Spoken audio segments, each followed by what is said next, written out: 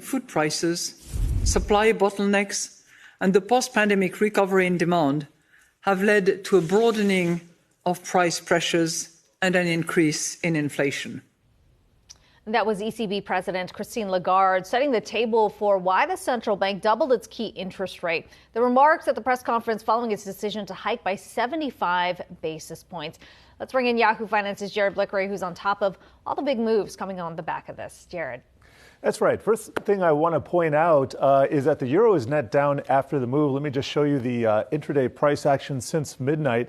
And you can see we got some fireworks here, but right around parity with the U.S. dollar. As you said at Kiko, Christine Lagarde and company doubling the short-term interest rate there to 150 basis points. But the outlook for the future not quite as hawkish as the Federal Reserve. At least that's what traders are saying right here. Now, let me put a 3-year chart, and you can see clearly the euro is still in a very firm downtrend. As I pointed out just a second ago, it is at parity with the U.S. dollar.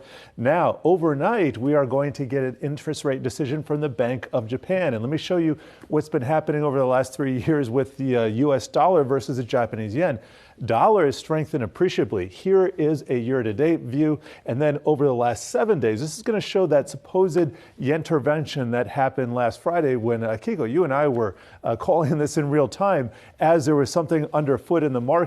And you can see the dollar net down since then. That is a market departure since the last time there was an intervention by the BOJ over there. You can see not really having much effect. 2 weeks later, that high was taken out by the U.S. dollar. We'll have to see what comes tomorrow. Kuroda, as we have saying, he is the BOJ head there. He's out next April, and he has doubled down on his strategy, standing by yield curve control. We'll have to see if the market forces his hand overnight.